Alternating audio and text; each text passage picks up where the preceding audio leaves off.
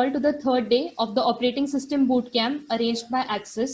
My name is Virja Kadam, and today we'll be discussing the following topics. The topics are process synchronization.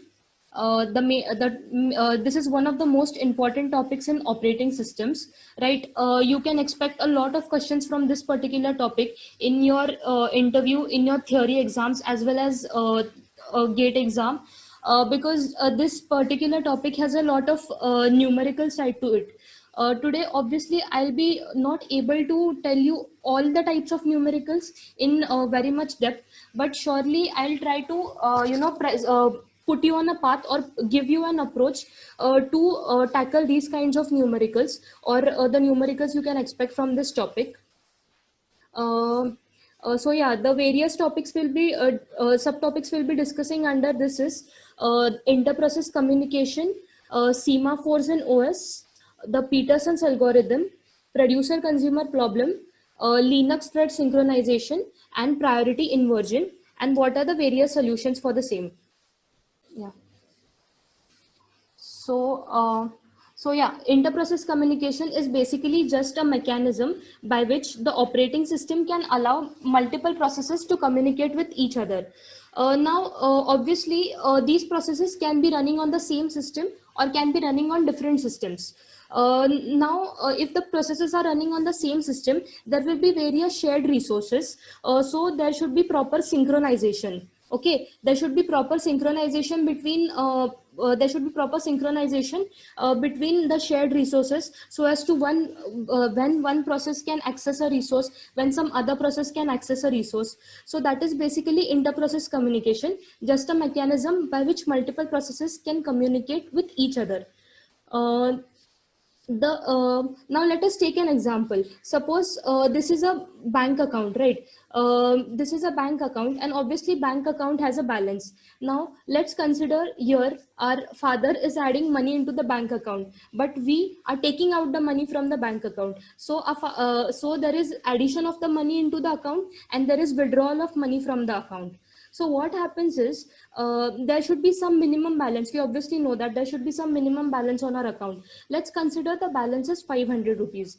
Now, at some point of time, your father has added 1000 rupees into the bank account, but you want 2000 rupees on that day. Is it possible? Is it possible that this happens? No, because there is no proper coordination between the two activities of adding the money into the account and withdrawing the money from the account.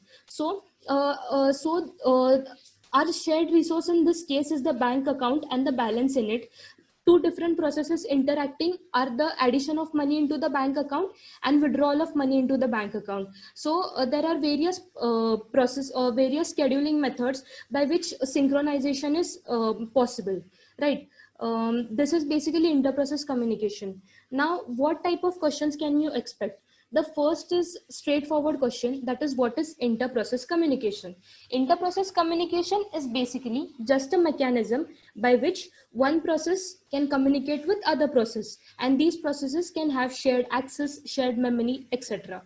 The other question is, what is meant by unicast IPC and multicast IPC? As the name suggests, unicast means one single process is communicating with another single process, right? Unicast means one single process is communicating with another single process. Now, what can be an example of unicast communication? Unicast communication, the best example of unicast communication is socket communication. Now, I don't know how many of you are aware about the term socket programming or socket communication. I will just give a rough idea. Sockets are basically the endpoints of a network. Suppose I am chatting with a friend of mine. Two of us are there. This is a two-way communication. Both the ends of the communication are known as sockets. So that is socket. So socket communication is basically one-to-one communication. That is, it is unicast communication. What is multicast communication? Multicast communication basically means that one process is communicating with multiple processes, and these processes can be on the same or different system. What can be an example of multicast communication? Consider our day-to-day email service. If I compose an email and if I add multiple recipients to the email, that is single email process on my system is communicating with the multiple email processes.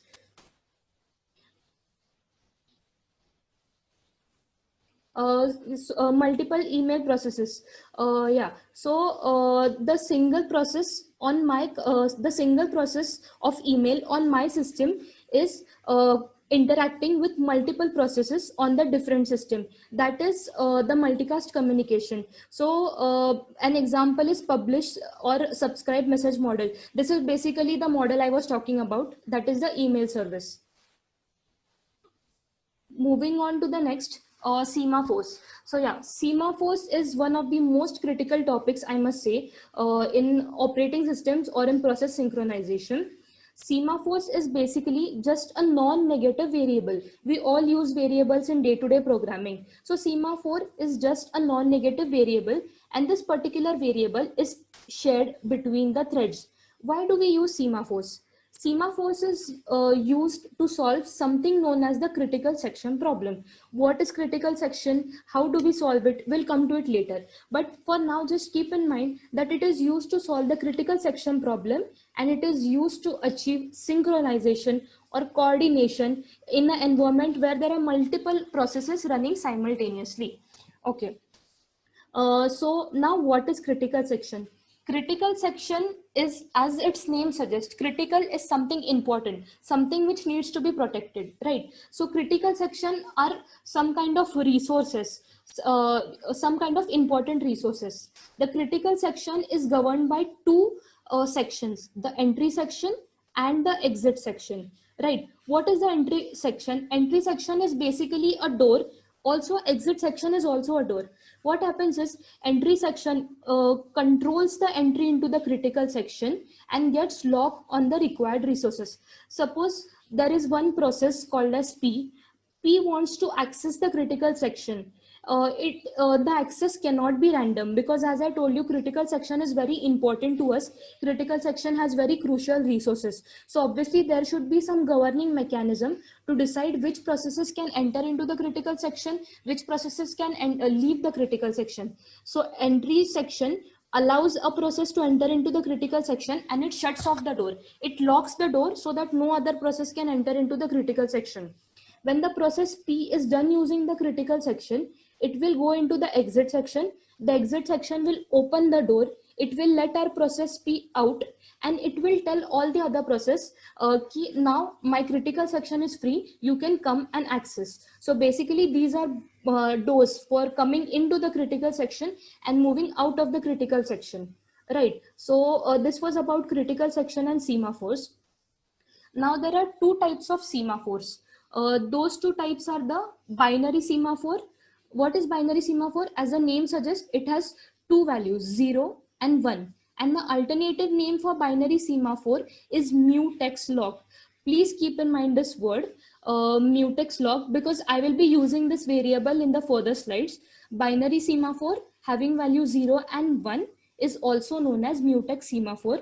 Now, if it is having value 0 and 1, its obvious use is to create a locking mechanism. For example, 1 denotes that the critical section is free, 0 denotes that the critical section is occupied. This was an example of how the locking can work. Now, counting semaphores. Counting semaphores are semaphores which will be having value, which can have positive integers as their value. It can have a range of positive integers. Suppose if we decide that there is some counting semaphore X, and it can have values between 1 to 10. It's not like that it will just have two values. It can have multiple values over a range of integers. So these were the two types: binary semaphores, also known as mutex, and then the counting semaphore.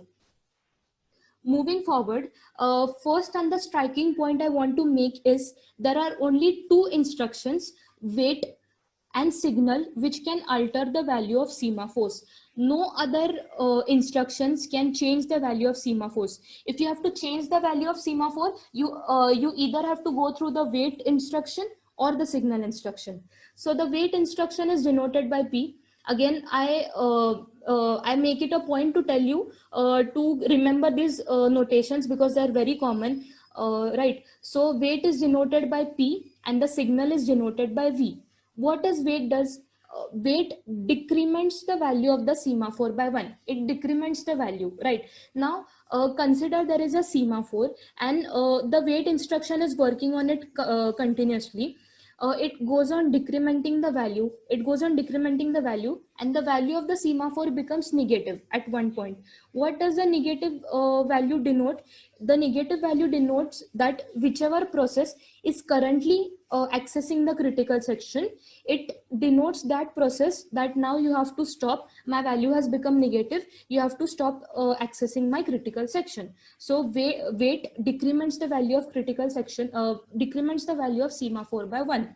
Signal does the exact opposite. Signal increments the value of semaphore by 1. Right now, again, consider a semaphore.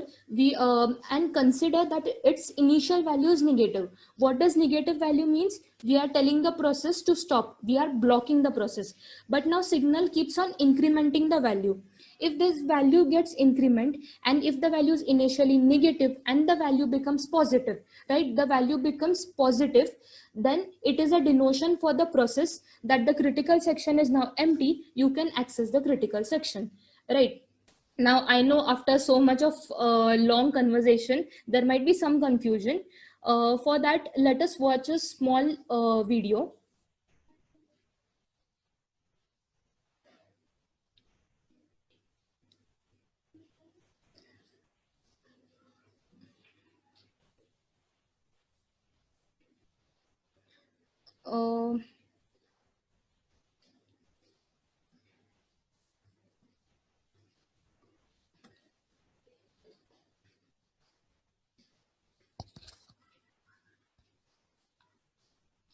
uh, so yeah, here is a video.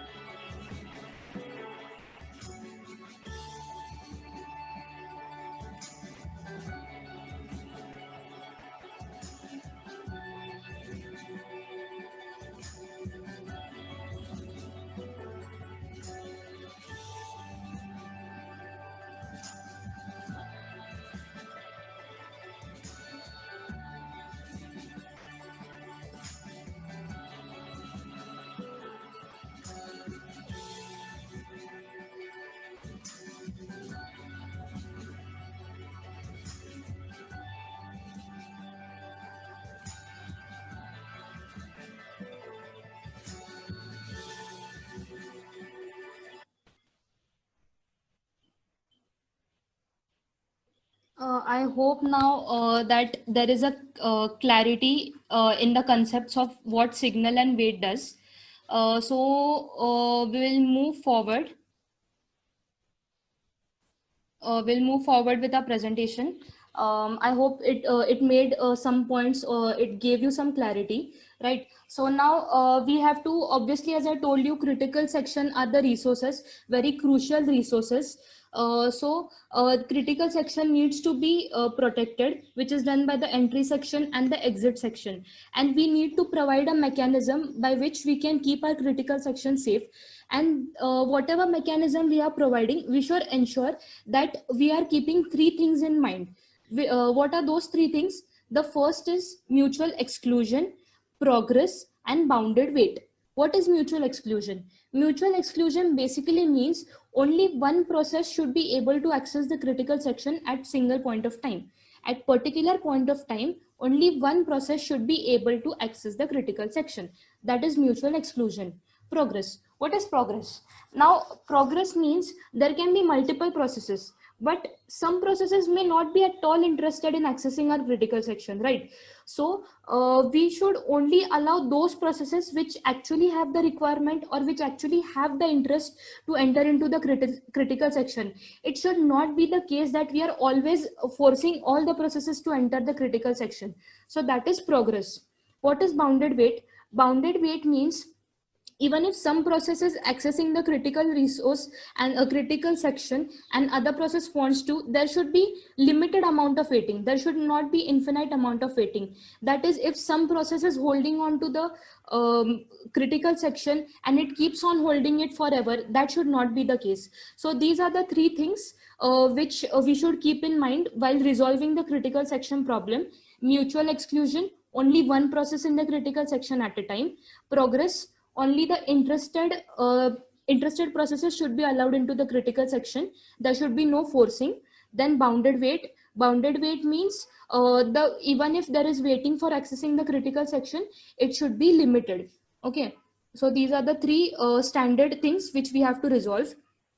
Okay, so now this is a very typical question on semaphores. The question says, consider the following mechanism used by process P1 and P2 for accessing the critical section. Mechanism means this code itself is the mechanism. The code for P1 is the mechanism for critical section of P1, and the code for P2 is the mechanism for the critical section of P2. The value of Boolean variables S1 and S2 is assigned randomly in the beginning, right? So now before solving the question, if you have a pen and paper handy, it will be very convenient for you guys to understand, right? So you can solve the sum along with me. I'll repeat the question again. P1 and P2, the code below them is the mechanism for accessing the critical section. The value of semaphores S1 and S2 is assigned randomly in the beginning. What we have to do is we have to check which out of the three conditions are satisfied, right? So we have to check whether there is both mutual exclusion and progress. There is mutual exclusion, but there is no progress. There is no mutual exclusion and only progress, and both of them is not present. So mutual exclusion stands for, ME stands for mutual exclusion and P stands for progress. We have to find which is the correct option out of all the four. Let's begin solving the sum. As they have told us that we can assign the value of S1 and S2 randomly in the beginning. Let us consider that we are assigning 0 value to both of them. Okay. So I assign the value of 0 to both of them. Let's look at P1 now. What is the condition in P1?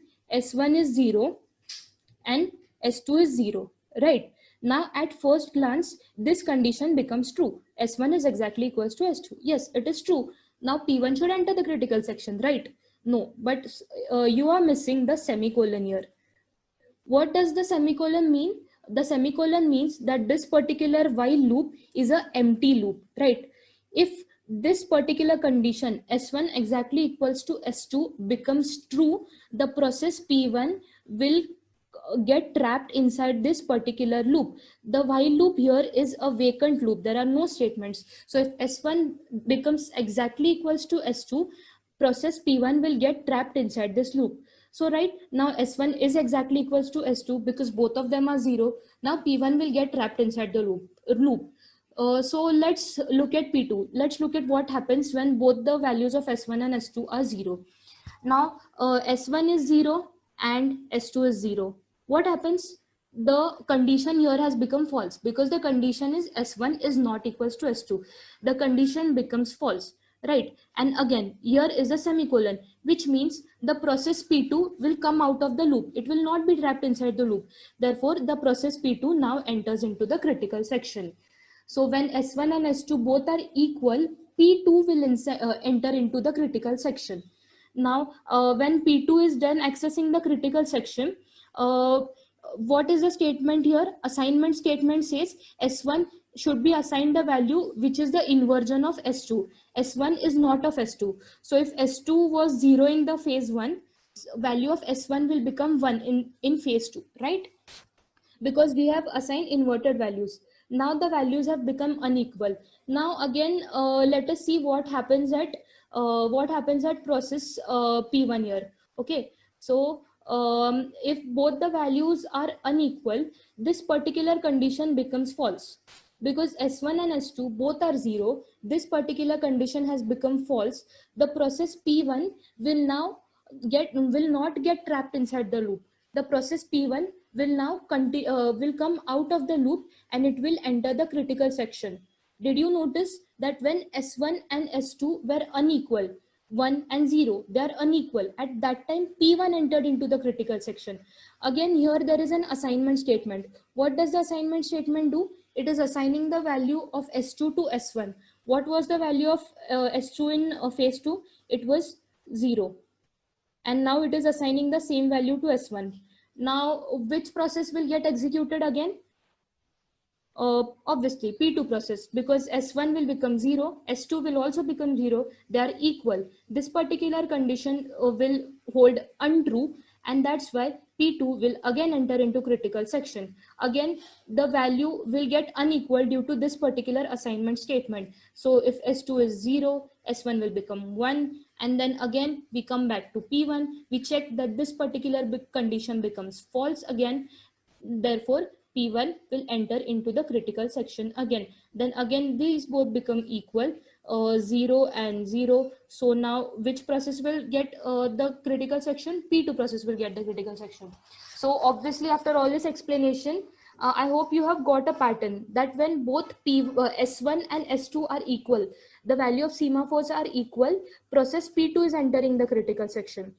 When the value of S1 and S2 are unequal, the process P1 is entering the critical section, right? So obviously at one point of time, only one process is able to go into the critical section. So it is a clear-cut case of mutual exclusion. So we can eliminate the option C and D, which say no mutual exclusion. So obviously these two options are eliminated. Now we remain with option A and B. So now let us check about progress.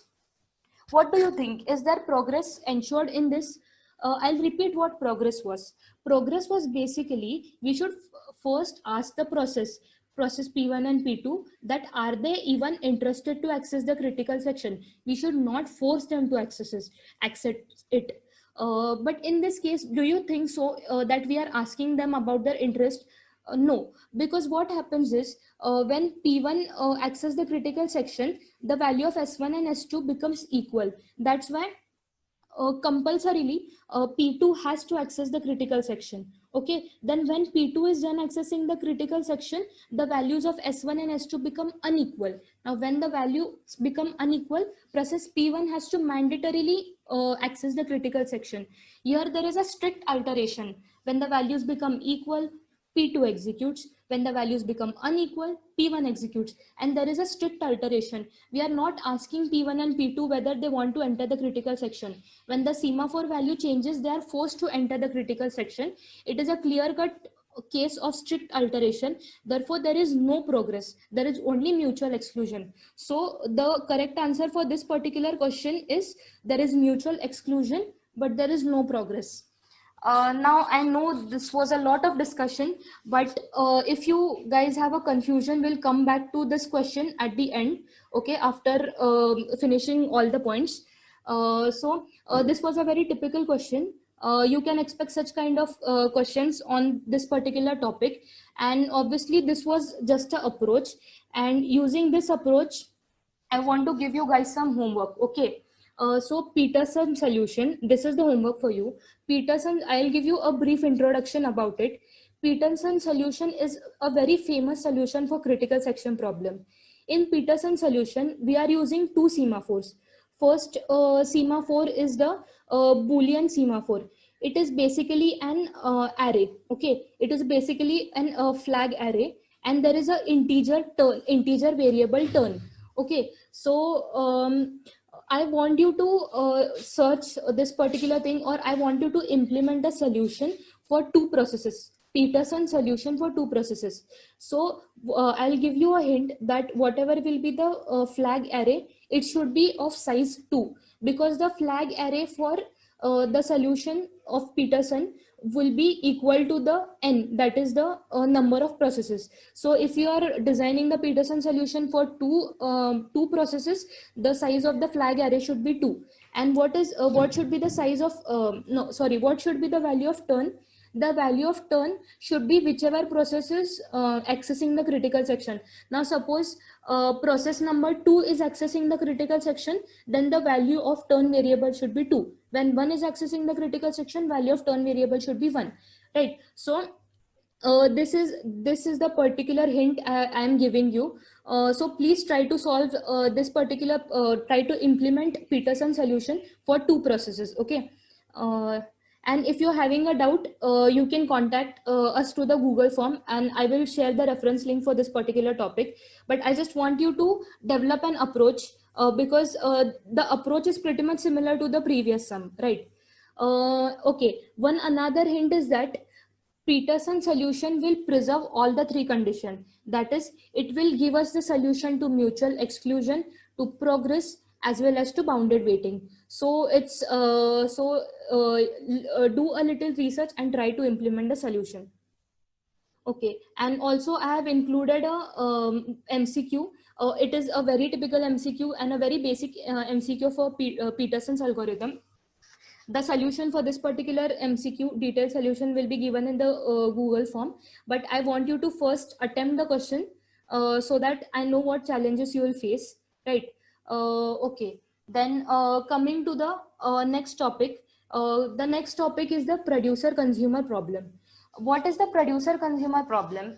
First, let me tell you that we have every system has a memory, okay, and we have buffers in the memory, and those buffers are restricted in size, right? So let us consider an imaginary buffer of n slots. Each slot can hold 1 unit of data. What is that unit? What it can hold, that is just not a part of discussion. I mean, it is not required. We can just imagine a buffer having n slots, and each slot will have 1 unit of data, right? Now there are two processes, the producer process and the consumer process. These are two different processes, two different functionalities. What is the work of producer process? Producer process produces the data and puts it into the slot in the buffer. What is the use of consumer process? What is the function of consumer process? Consumer process basically removes the data from the buffer, right? So producer produces the data and puts it into the slots. Consumer removes the data from the slots and then processes it. I hope it is clear. We'll just give a read to it. A producer tries to insert the data into the empty slot of the buffer. A consumer tries to remove the data from the filled slot in the buffer, right? Now, obviously, as you might have guessed, that if the producer and the consumer problems are simultaneously going on, that there will be a mismatch in the output. Now let's imagine that there is a runtime application. In which I am typing something, and there is another runtime application on another. There is another runtime application which is snatching out the data from my screen, and it is displaying the data. Right. So this is a completely hypothetical situation to give you a clear view of what I'm saying. Now I am typing the data on my screen, and the another process is snatching out the data from my screen and outputting it somewhere else.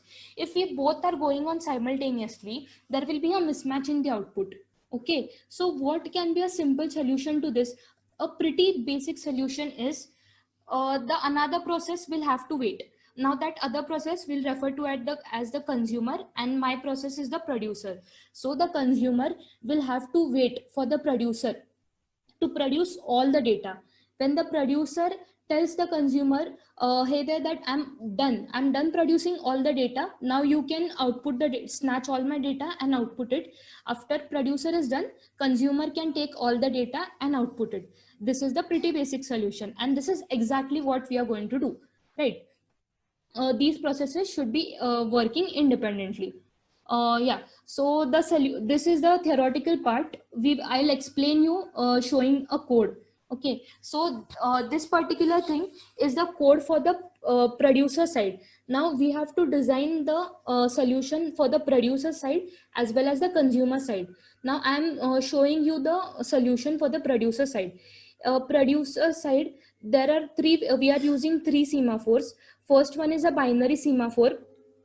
What did I tell you to remember? That binary semaphore is also known as mutex, and it is used for locking system. Then there is empty semaphore.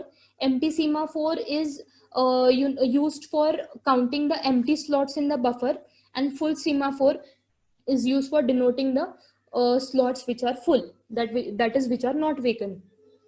M is the mutex for locking system. Empty is for showing the slots in the buffer which are empty, and full is the semaphore used for telling us how many slots are vacant, right? So now what we are doing, this particular statement, my cursor is pointing to that statement, says weight of empty. We are on the producer side, so we have to think as a producer. What we will do if we are the producer, we'll first at least ensure that at least one point in the buffer is empty where we can produce our data and put it, right? So wait empty means wait until the value of empty is greater than 0, right?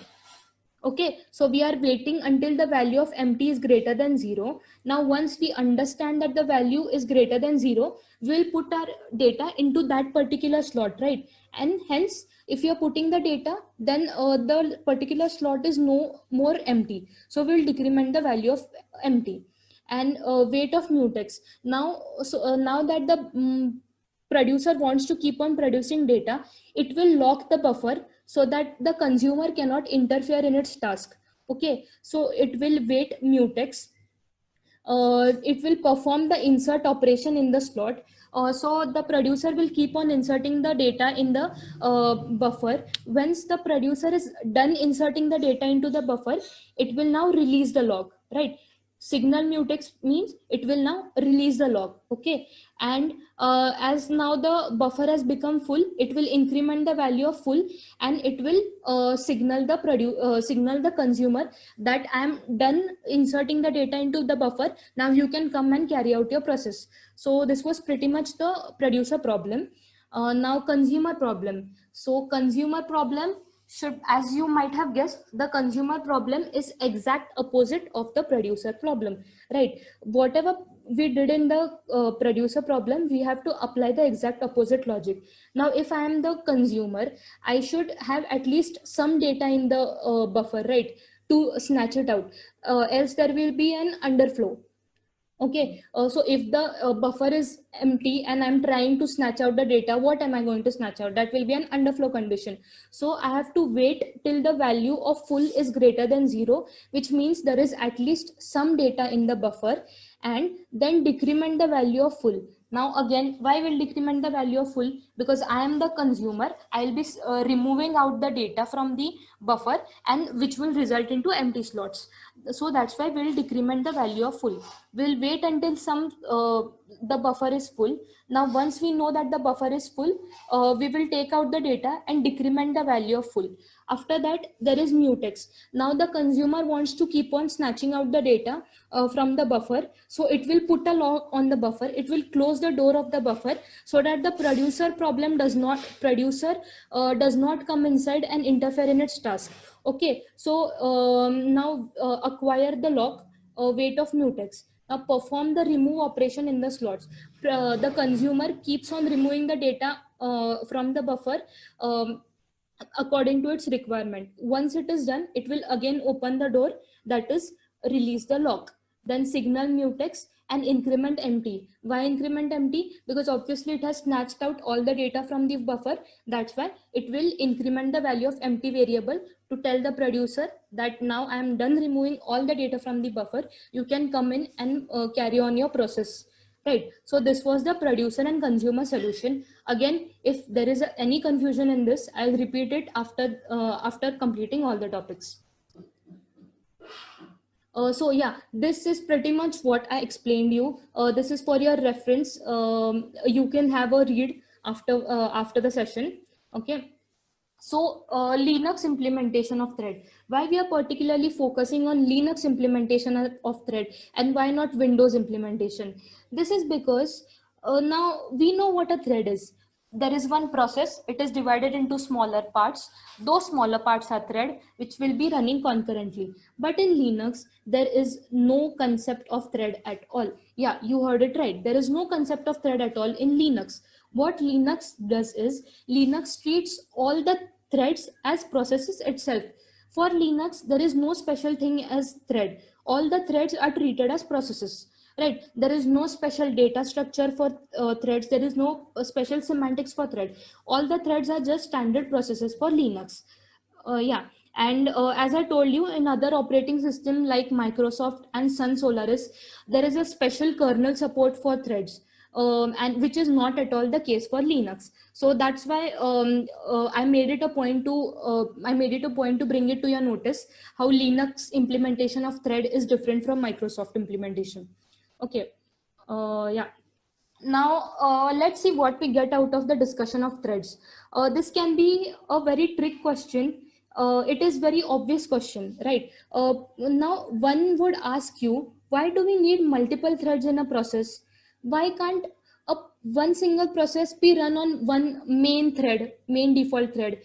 Why is there need of why is there need of dividing one process into multiple threads? So for this, I'll give you one example. This side of the screen is a process, and it is a single threaded process. This side of the screen is same process, but it is multi-threaded process. Now consider a process in which there are simultaneously inputs coming to the process, and the process is producing the simultaneously or concurrently producing the outputs, right? The rate of input is also high, and the rate of output is also high. So if a single thread in the process is simultaneously trying to gain the input and produce the output, there can be malfunctioning, right? There can be the mismatch in the output, right? Now again, pretty obvious solution to this is that the thread should wait for all the inputs to come inside. The thread should wait for all the inputs to come inside.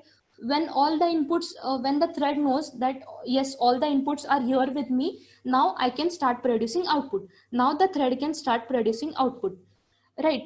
But consider if the input stream is very, very, very long. So you are obviously getting my point, that it will take us a lot of time. So single threaded implementation takes time, right?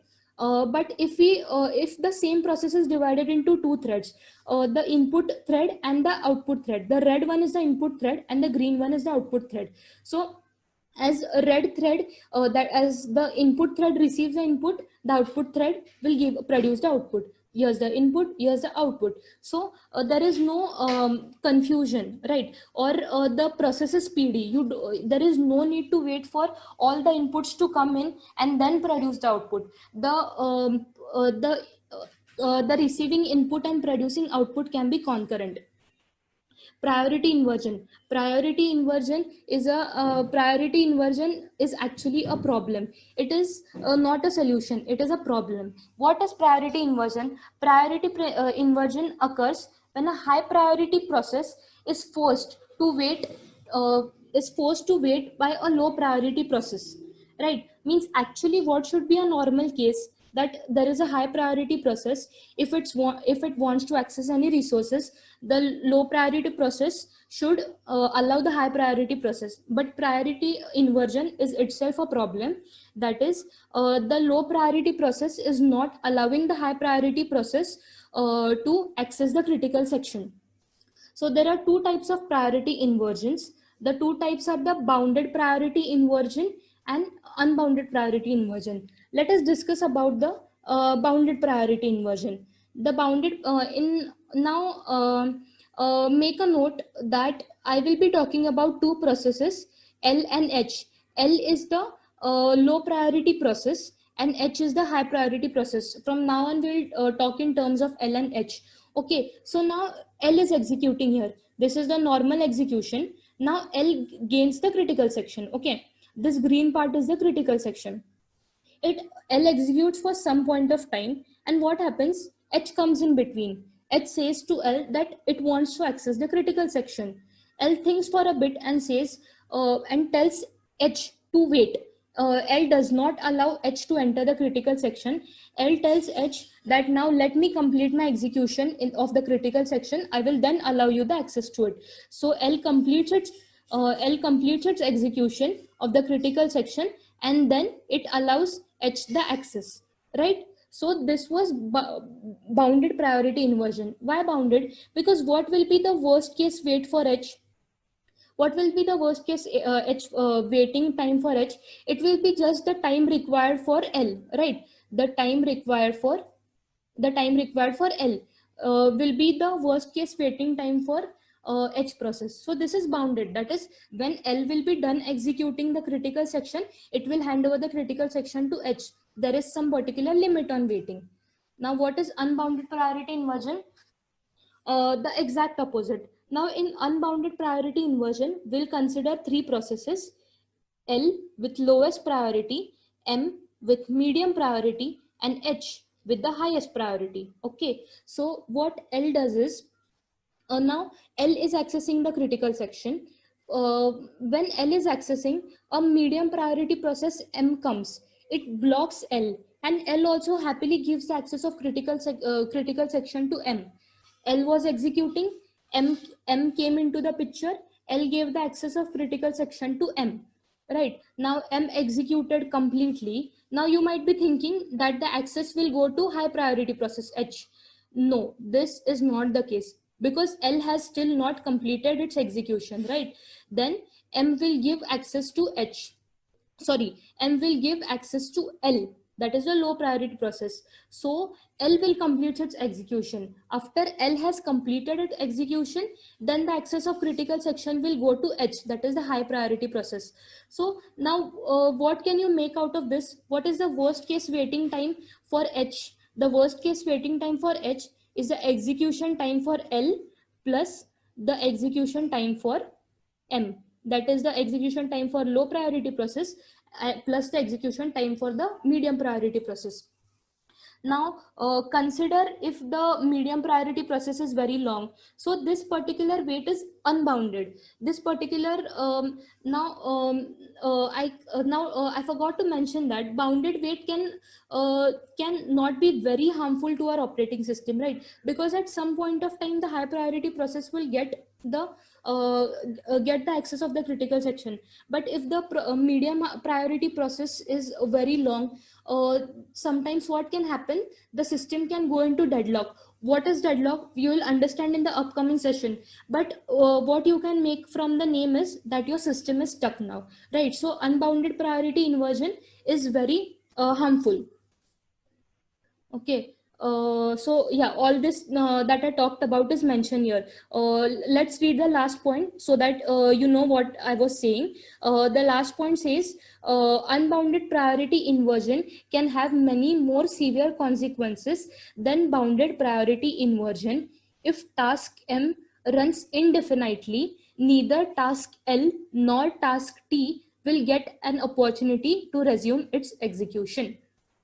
So that was about priority inversion. Now, what question you can expect on this particular topic of priority inversion?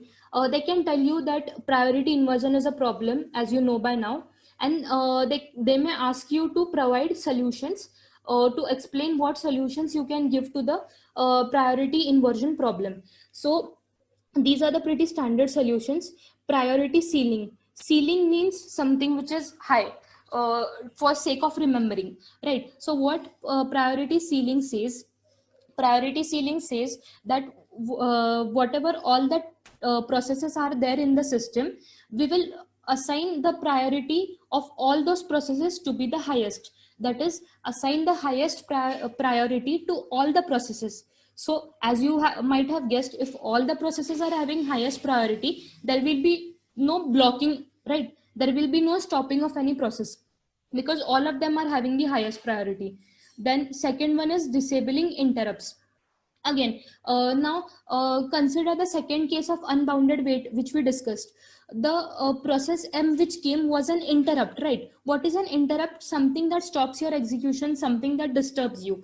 So process M was an interrupt for process L. So if we disable interrupts, right? If we disable interrupts, there will be no point of blocking any process. There will be no point of forcefully stopping any process. So that is disabling interrupts. Then no blocking. Then no blocking is literally what it says. We cannot allow any process to block any other process. Whatever process is executing, it should be completed. No one is allowed, no one is inferior, no one is superior, no one is allowed to block anyone, right? That is what is no blocking is. Then next one is priority inheritance. First we'll read the statement. The solution temporarily elevates the priority of the low priority task that is executing to the highest priority task that needs the resource. This means that the medium priority task cannot intervene and lead to priority inversion. Again, consider the case where we discussed unbounded waiting. We were having a low priority task.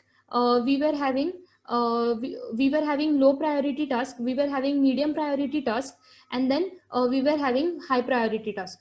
Right now, if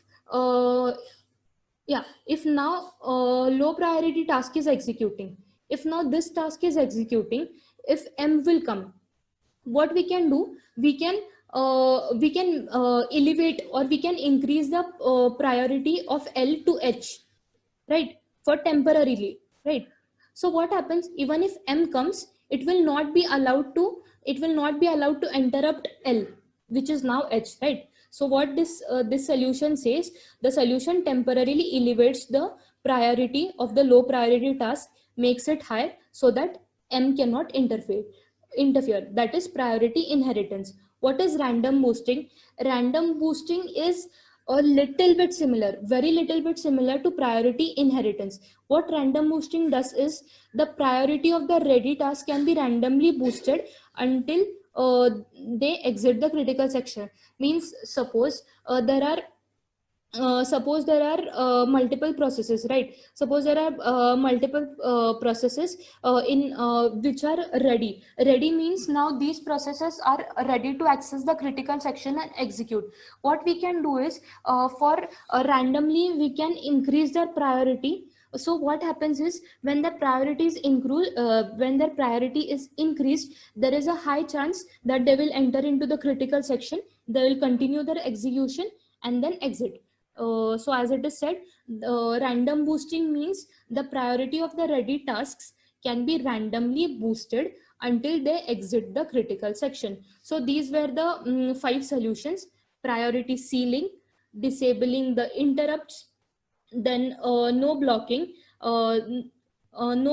then priority inheritance and random boosting, right?